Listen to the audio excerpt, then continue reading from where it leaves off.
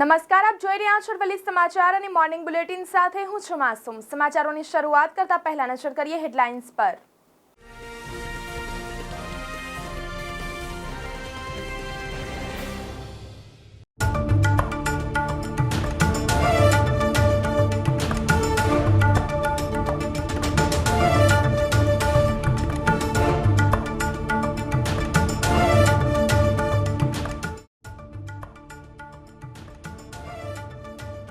માલપુરમાં 85 વર્ષ ઉપરના સિનિયર સિટીઝન્સનું મતદાન। ચૂંટણી પંચની ટીમ દ્વારા વૃદ્ધોના ઘરે ઘરે ફરી કરાવ્યું મતદાન।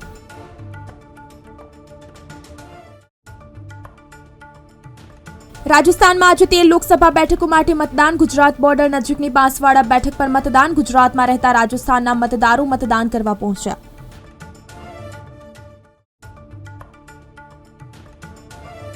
રાજ્યની ગ્રાન્ટેડ શાળાઓમાં આચાર્યની અછત। 2024ના શૈક્ષણિક વર્ષના અંતે નિવૃત્ત થયેલા સંખ્યા અંદાજે 900 થી વધુ। 1800 ખાલી જગ્યા ભરવા સંચાલક મંડળનો મુખ્યમંત્રીને પત્ર।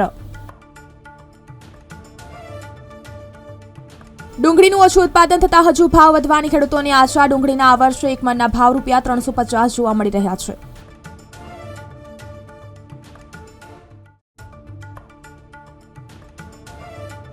ગુજરાતમાં 1996માં 414 અપક્ષો સાથે સૌથી વધુ 577 ઉમેદવારે ચૂંટણી લડી। 28 વર્ષ પહેલા ગુજરાતની લોકસભા ચૂંટણીમાં સરેરાશ 22 ઉમેદવાર સામે ચાલુ વર્ષે માત્ર 10। મહત્વના સમાચાર આવી રહ્યા છે। માલપુરમાં 85 વર્ષ ઉપરના સિનિયર સિટીઝન્સનું મતદાન। ચૂંટણી પંચની ટીમ દ્વારા વૃદ્ધોના ઘરે ઘરે ફરી કરાવ્યું મતદાન। તો માલપુરમાં સ્વતંત્ર સેનાનીની દીકરીએ કર્યું મતદાન। તો લીલાવતીબેન ઉપાધ્યાયે કર્યો મતાધિકારનો ઉપયોગ। તો લોકશાહીના પર્વમાં મતદાન કરી નિભાવી ફરજ। તો માલપુરમાં 85 વર્ષ ઉપરના સિનિયર સિટીઝન્સનું મતદાન। ચૂંટણી પંચની ટીમ દ્વારા વૃદ્ધોના ઘરે ઘરે ફરી કરાવ્યું મતદાન। તો માલપુરમાં સ્વતંત્ર સેનાનીની દીકરીએ કર્યું મતદાન। લીલાવતીબેન ઉપાધ્યાયે કર્યો મતાધિકારનો ઉપયોગ। તો લોકશાહીના પર્વમાં મતદાન કરી નિભાવી ફરજ। મહત્વના સમાચાર આવી રહ્યા છે। રાજસ્થાનમાં આજે 13 લોકસભા બેઠકો માટે છે મતદાન। ગુજરાત બોર્ડર નજીકની બાંસવાડા બેઠક પર મતદાન। તો ગુજરાતમાં રહેતા રાજસ્થાનના મતદારો મતદાન કરવા માટે પહોંચ્યા। તો બાંસવાડા બેઠક પર 10.69 લાખ મતદારો। તો ભાજપ અને કોંગ્રેસ સહિત 8 ઉમેદવારો વચ્ચે ચૂંટણી જંગ।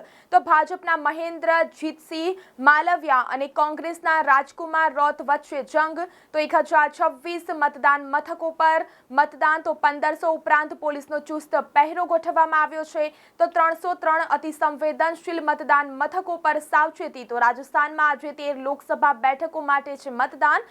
ગુજરાત બોર્ડર નજીકની બાંસવાડા બેઠક પર મતદાન। તો ગુજરાતમાં રહેતા રાજસ્થાનના મતદારો મતદાન કરવા માટે પહોંચ્યા। તો બાંસવાડા બેઠક પર 10.69 લાખ મતદારો। ભાજપ અને કોંગ્રેસ સહિત 8 ઉમેદવારો વચ્ચે ચૂંટણી જંગ જામ્યો છે। રાજસ્થાનમાં લોકસભાનું બીજા તબક્કાનું મતદાન શરૂ કરવામાં આવ્યું છે। આપને દ્રશ્ય બતાવવાની કોશિશ કરીશ કે આ બાંસવાડાનું એક મતદાન મથક છે। ત્યાં ખરી જે મતદાનનું આજે વહેલી સવારથી જ મતદારો મત આપવા માટે આવી રહ્યા છે। 13 જેટલી બેઠક ઉપર આજે મતદાન થઈ રહ્યું છે, જેને લઈને ચૂંટણી પંચ દ્વારા ખાસ કરીને વ્યવસ્થા કરવામાં આવી છે। શાંતિપૂર્વક મતદાન થઈ શકે તેના માટે બંદોબસ્ત ગોઠવી દેવામાં આવ્યો છે। રાકેશ ઓડ, અરવલ્લી સમાચાર, બાંસવાડા। બીજી તરફ વાત કરીએ તો રાજ્યની ગ્રાન્ટેડ શાળામાં છેલ્લા કેટલાય સમયથી આચાર્યની અછત છે, જેમાં વર્ષ 2023માં ભરતી કરવામાં આવતી હતી। તેમ છતાં હજુ રાજ્યની ગ્રાન્ટેડ શાળાઓમાં 1800 જેટલા આચાર્યની અછત છે। જે અછત પૂરી કરવા આચાર્યની ભરતીનો બીજો રાઉન્ડ કરવા સંચાલક મંડળે મુખ્યમંત્રીને પત્ર લખ્યો છે। ઊંઝા તાલુકાના બ્રાહ્મણવાડા ગામના 50થી વધારે ખેડૂતો દ્વારા 100 વીઘા જેટલી જમીનમાં ડુંગળીનું વાવેતર કરાયું છે। અહીંની ડુંગળી કડી, વિસનગર, કલોલ, મહેસાણા, અમદાવાદ, સુરત સુધી જાય છે। ડુંગળીના આ વર્ષે એક મણના ભાવ ₹350 જોવા મળી રહ્યા છે। આ વર્ષે ડુંગળીનો પાક ઓછો છે અને પાક ઉત્પાદન ઓછું હોવાથી હજુ પણ ભાવ વધશે તેવી ખેડૂતોની આશા છે। ગુજરાતમાં લોકસભાની અત્યાર સુધીની ચૂંટણીમાં 1996માં ભાવનગર લોકસભાની બેઠક પર સૌથી વધારે 33 ઉમેદવાર વચ્ચે ચૂંટણી યોજાઈ હતી। આ ચૂંટણીમાં અપક્ષ તરીકે પરસોત્તમ સોલંકીએ ભાજપને બરાબરની ટક્કર આપી બીજા નંબરે રહ્યા હતા।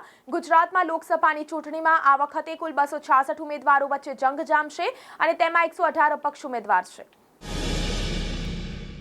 બીજી તરફ નજર કરીએ તો હીટવેવની સ્થિતિ સમગ્ર રાજ્યમાં પ્રવર્તી રહી છે, ત્યારે ગુજરાતભરની શાળાઓમાં હીટવેવ અંતર્ગત કેટલાક નિયમો જાહેર કરવામાં આવ્યા છે, જેને તમામ શાળાઓએ પાળવાના રહેશે. અત્યારે ઉનાળાની ગરમીના મોજાના સમયગાળામાં ખુલ્લામાં હાથ ધરનારા વર્ગો કરવા નહીં. આ ઉપરાંત ગરમીની સિઝનમાં શાળાઓનો સમય સવારે 7 વાગ્યાથી 11 વાગ્યા દરમિયાનનો રાખવા તાકીદ કરાઈ છે.